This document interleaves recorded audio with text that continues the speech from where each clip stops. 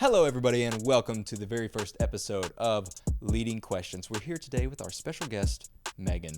Hey, Megan, how are you? I'm good. How does it feel to be the very first guest on Leading Questions? Great, I guess. Feels great. I guess. So tell us about yourself, Megan. Who are you? How do you mean? How do I mean? Yeah. Well, what I mean is, who are you on the inside? What are your personality traits? And what do you like to do?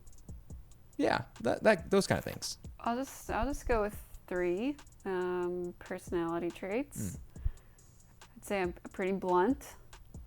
I'm pretty caring.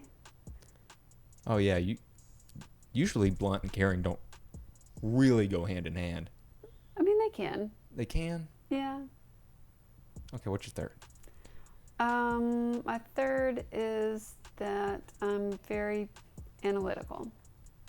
Analytical. Mm-hmm. Elaborate. Okay, well, analytical, that just basically means that I think through things and situations and critique them and kind of see the positive and negative and see the whole picture and kind of break it down. And then you bluntly tell what you see. Sometimes. In a caring way. Mm-hmm. Sometimes. Yeah. What would a normal day look like for you? Well, I'm a math teacher, so during the school year, a normal day looks like me waking up earlier than I want to, going to school and teaching math all day, coming home and exercising, eating dinner. So math consumes most of your day, is what you're saying. A good portion. What got you into math? Because most people, they don't really like it. They're kind of avoiding math, but you seem to enjoy it because normal people don't spend 8 hours a day with math. I just like math. I like the solving things and understanding things and figuring out the answer to a problem and that sort of thing. I just really like it. Would you say that math excites you? Yeah. Have you ever heard of Common Core? Yes. Yes. So Common Core tends to be a common issue for a lot of people. Yeah. And what I'm referring to is the fact that Common Core tends to take about 10 times as longer than the traditional math form. Really, what's the purpose of a bad form of math?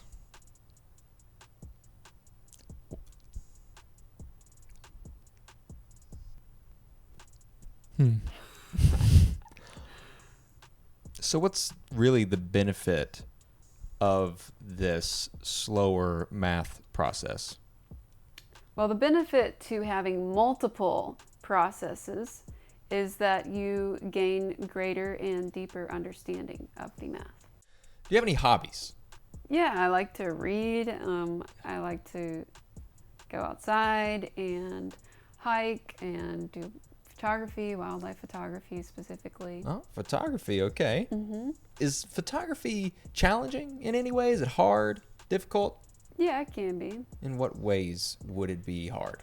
Well, specifically with wildlife photography, if you're trying to find the wildlife, you have to go out into more remote areas where there's not a lot of foot traffic or car or boat traffic. You want it to be relatively quiet so that the wildlife doesn't hear you and run away. So yeah, it can be difficult. So while you're being quick, it also takes a long time, right? Because, you never know where the animals are going to be. So it'll take a little time, to get out there and to find the animals. Is that correct? Yeah, the process of actually getting to the point where you can take a picture that you would want to take can be very time consuming. So what would be the animal of choice that you would want to take a picture of? Well, locally, I really like alligators. It take a while to get to the alligators sometimes. Are they common? Do you see them all the time? Are they just everywhere? Or do you just have to wait till you find one? It's kind of in the middle. They're not just everywhere, but they're fairly common around here. So there will be sometimes that maybe you go out kayaking and you don't see any at all, and maybe sometimes you'll see 2 or 3. But they are common. So what's stopping you from going to, like, let's say the zoo where the alligator is already enclosed and there for you? So wouldn't that be better in a sense if you go to the zoo where it's already there, you know it's going to be there, than to go out into the bayou and then slave for hours and just getting about the same picture?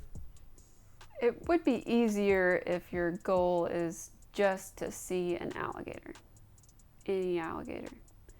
But if your goal is to see an alligator in its natural habitat, or doing its natural thing, then you would want to go out and do the more difficult, the more time-consuming thing. Would you rather take the picture at the zoo, or would you rather actually go out and find the alligator? I would rather go out and find the alligator. So what you're saying is you would rather take the longer route with the experience to find the alligator than to take the short route to the zoo to get the same picture. Right. Sort of like Common Core, huh? You The could, slower way I mean, to get the same result. well, I wouldn't say that that's what Common Core is. But it's slower. No. Similar to this whole wildlife photography thing compared to the zoos. Same picture, same animal, longer route. No. Common Core. No. Alligators are your favorite thing to shoot. Have you ever shot any birds? I've taken pictures of birds. Taken pictures of birds? Mm-hmm. Yes. Yeah. So what was your favorite bird that you've ever taken a picture of? A rosette spoonbill. What do they look like? They're about medium size. Well, they're about this big, and their feathers are pink, so they could kind of remind you of a flamingo. And they have long bills that are shaped like a spoon. Thus, they are called rosette spoonbills. Are there any fork bills? Spork bills? Don't think so. Knife bills? Spatula bills? This joke's bad.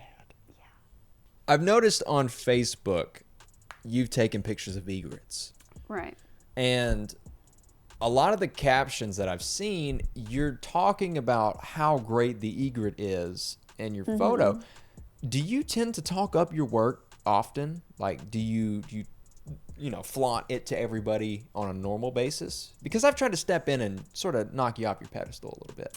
Well, I think that you are so ignorant that you don't realize that the bird is literally called a great egret. Would you consider yourself popular?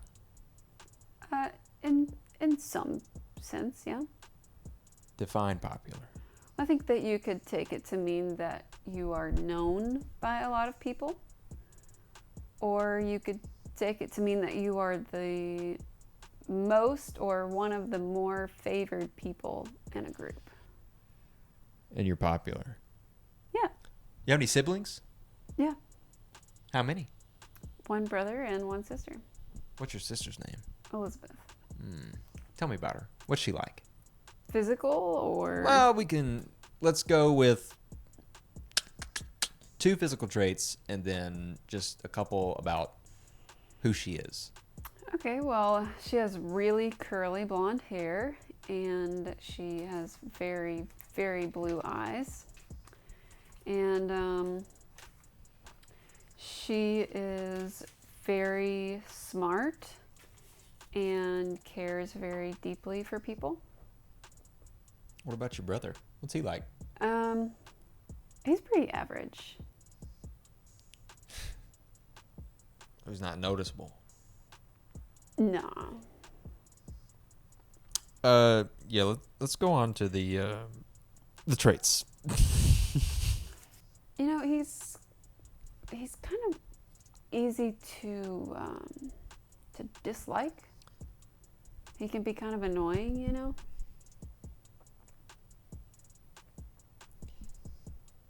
Are you okay? Do I need to get like some? What was your childhood like? Oh, it was good. It was pretty good. Mm-hmm. Did you?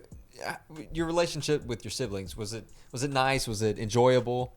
Yeah, we had fun together. Did y'all ever fight? Yeah, just like any normal siblings. Can you think of one time where y'all just got into the biggest fight ever? I mean, this wasn't really a fight, but my brother flipped me over on the concrete one day. Probably deserved it. I don't think. What happened? Like, what We was were going playing on? basketball, and we both were going for the ball, and he just flipped me over. You thought that you were better. I mean, You were great. see, I kind of misjudged because I didn't realize, like, with how fat he was. Oh, God.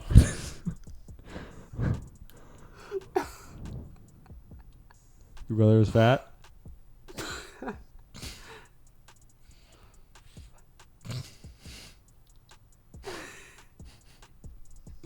You didn't do that. I just... Maybe we should just... I mean, like, he was pretty fat, and so I didn't realize, like, how much the weight would just, like, throw me, like, over, you know? I just really misjudged that It situation. really just sounds like he's strong. No, he was fat. He was strong.